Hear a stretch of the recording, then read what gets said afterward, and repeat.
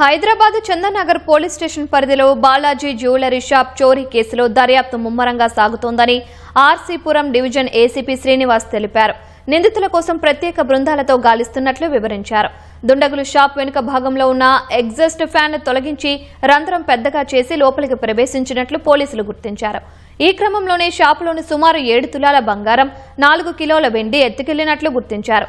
ప్రాథమికంగా గుర్తించామని RC Puram division ACP Srinivas తెలిపారు.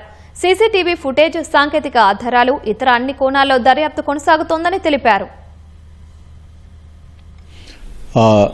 వెనుక వైపు ఏదైతే ఒక చిన్న గోడకి కన్నంలాగా అయితే ఉంది ఎగ్జాస్ట్ ఫ్యాన్ దగ్గర, దాన్ని తొలగించి లోపలికి 2 వ్యక్తులు లోపలికి వచ్చి దాంట్లో దొంగతనం చేసినట్టుగా కనిపిస్తూ ఉంది.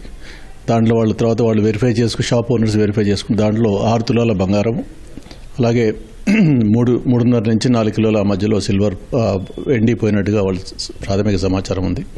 దీంట్లో ఈ నేరస్తులు 2 వచ్చినట్టుగా అక్కడ కనిపిస్తూ ఉంది. కాబట్టి దీంట్లో మేము బృందాలు కొన్ని పెట్టడం జరిగింది. వీళ్ళని మేము త్వరలో పట్టుకుంటామని చెప్పేసి చెప్తా ఉన్నాం.